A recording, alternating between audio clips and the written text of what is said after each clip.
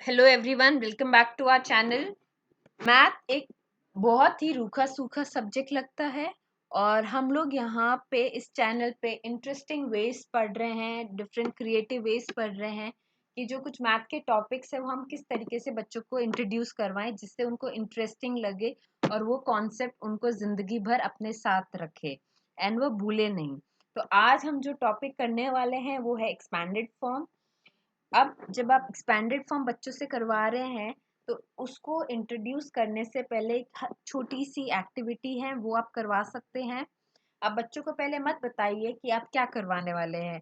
आप अपना टॉपिक उनको इंट्रोड्यूस मत कीजिए। आप क्लास में जाके ये मत बोलिए बच्चों को कि today I am going to teach this particular topic. Instead आप उनसे आप जो टॉप अगर जिससे मैं अगर एक्सपैंडेड फॉर्म अगर पढ़ाने वाली हूँ तो उससे रिलेटेड बच्चों को पहले प्लेस वैल्यू पता होगा, उनको डिजिट्स के बारे में आइडिया होगा, उनको नंबर्स के बारे में आइडिया होगा। तो ये वाली एक एक्टिविटी है इंटरेस्टिंग तरीके से करने की एक्सपैंडेड फॉर्म को। अब इसमें स्टेप 1 आपको क्या करना है, आप बच्चों को एक दिन पहले ही बोल देंगे कि भाई क्लास में उनको क्या क्या चीज़ें क्या क्या मटेरियल लेके आने हैं। तो this is a very important thing. आपको बिफोर हैंड बच्चों को बताना पड़ेगा कि उनको कौन से रिक्वायर्ड मटेरियल है जो एक्टिविटी करने के लिए क्लास में रिक्वायर्ड होगा। अब ये एक्टिविटी करने के लिए आप एक वाइट शीट ले सकते हैं, कलर पेपर ले सकते हैं, कुछ भी ले सकते हैं। और हाँ, एज यूजुअल क्लास में एक दो बच्चे ऐसे ज़रूर होंगे जो मटेरियल लाना भूल जाएंगे, तो आप उनको उनकी नोटबुक में ही एक्टिविटी करने के लिए बोल दीजिए। So the first thing is एक पेपर को एक पेपर लीजिए, उस पे सर्कल ड्रॉ कीजिए और उस सर्कल को कट कर दीजिए।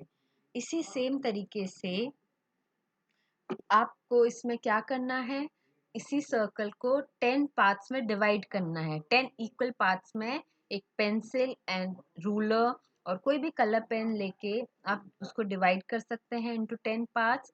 ये जितना कलरफुल होगा बच्चे इसको इतना ज़्यादा एंजॉय करेंगे। अब इसी तरीके का ये जो स्टेप नंबर 1, 2 एंड जो 3 थी वो वाला रिपीट करके हमको 2 सर्कल और बनाने हैं सेम साइज के। उनको भी हम इसी तरीके से 10 पार्ट्स में इक्वली डिवाइड कर देंगे इस तरीके से। अब जब बच्चों ने ये 3 सर्कल्स बना दिए हैं, ड्रॉ कर दिए हैं और आप उनको कट करने को बोल दीजिए और 10 इक्वल पार्ट में डिवाइड करने को बोल दीजिए इस तरीके से। तो हमारे पास ये 3 डिफरेंट सर्कल्स रेडी हो गए हैं एंड आप बच्चों को कलर पेपर जो भी उनके पास है मटेरियल उस तरीके से बनाने को बोल सकते हैं।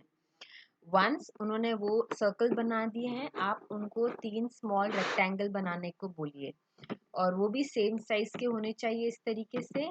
वो भी कट करके अपने पास साइड में रख सकते हैं। ये रेक्टेंगल भी वो चाहें तो वाइट शीट पे, कलर शीट पे या अपने नोटबुक के पेपर पे जो भी उस टाइम बच्चों के पास अवेलेबल हो आप उनसे बनवा सकते हैं। फिर लास्ट में इस तरीके से आप एक फ्लैश कार्ड पे 100s, एक फ्लैश कार्ड पे 10s और जो थर्ड फ्लैश कार्ड है उस पे 1s लिख दीजिए।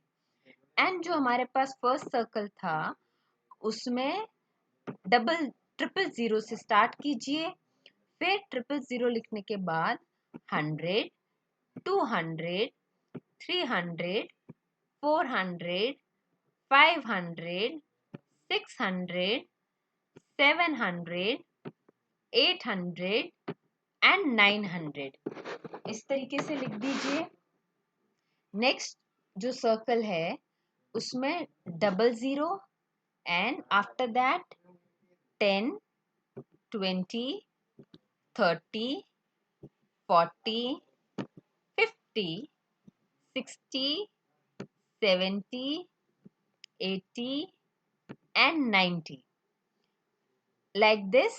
आप 10 पार्ट्स में ये वाले number you need to write. Then moving to the third circle जो है उसमें we have to start from 0। आपको 0 से स्टार्ट करना है और कैसे लिखना है 1, 2, 3, 4, 5, 6, 7, 8 एंड 9 इस तरीके से लिखना है। जब बच्चों ने ये तीनों सर्कल रेडी कर दिए हैं तो आपको वो फ्लैश कार्ड्स, ये जो 3 फ्लैश कार्ड्स रेडी हैं प्लस ये जो तीनों सर्कल रेडी है, इस तरीके से प्लेस करना है। हंड्रेड्स के नीचे ये वाला फर्स्ट सर्कल, टेंस के नीचे जो आपने 10 20 लिखा है वो वाला सर्कल, एंड वंस के नीचे ये जो सिंगल डिजिट्स है। अब इसको आप और एज अ व्हील बना सकते हैं। जैसे इसमें आप देख सकते हैं कि सेंटर में मैंने पिंस लगा दिए हैं, जो बोर्ड पिंस आते हैं मैंने वो लगा दिए हैं, ताकि मेरा ये जो सर्कल्स है एज अ व्हील मैं इनको रोटेट कर सकूं। और ये वाले एरोज मैंने ड्रॉ कर दिए हैं फ्लैश कार्ड्स पे। आप चाहें तो ये वाले आप लोग जो फ्लैश कार्ड्स है यहाँ नीचे भी लगा सकते हैं। It is up to you, आप कहाँ पे लगाना चाहते हैं। अगर आप उनको नीचे लगा रहे हैं तो एरो ऐसे अपवर्ड दिखाना पड़ेगा, you have to show arrow upward. तो अब ये सारे एरोज भी आपने ड्रॉ कर दिए हैं। फिर आप ये फ्लैश कार्ड्स रोटेट कर सकते हैं, एंड रैंडमली तीनों फ्लैश कार्ड्स को रोटेट करके स्टॉप कर दीजिए। और फिर देखिए कि एरो पे कौन कौन से नंबर्स आए हैं। जैसे यहाँ पे आप देख सकते हैं कि जो हंड्रेड्स का एरो है उस पे है 100, जो टेंस का एरो है उस पे है 10, एंड जो वंस का एरो है उस पे है 7। तो ये वाला कौन सा नंबर बना। आप बच्चों को इस तरीके से बीच में प्लस साइन लिखने को बोल दीजिए। सो उनको फिर बोलिए कि प्लस करके इनको लिखना है। सो 100 इस तरीके से, फिर प्लस, फिर 10 प्लस 7। अब टोटल कितना हुआ ये number. This number is equal to 117. This number is equal to 117.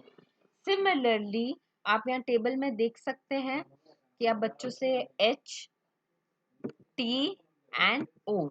H stands for 100, T stands for tens and O stands for ones, और ये टोटल है। सो आप 500, जैसे यहाँ 900, 600, एंड यहाँ टेंस के सर्कल में 90, 30, 60, 50, वंस के सर्कल में 6, 2, 6, एंड ये वाले जो नंबर्स हैं। So this is the expanded form of a number. इस तरीके से हम लोग एक्सपैंडेड फॉर्म लिखते हैं डिफरेंट नंबर्स के। So this is how you can introduce expanded form in the class. और इस तरीके से बच्चे कभी ये वाला कॉन्सेप्ट भूलेंगे भी नहीं। So I hope you like this activity. आप अपने क्लास में ज़रूर कीजिएगा, अपने फ्रेंड्स के साथ शेयर कीजिएगा, और जो अपने मैथ क्लास है उनको और क्रिएटिव बनाइएगा। सो with this, everybody, bye bye. Please do like our channel, share and subscribe, and till the next video, bye bye everyone.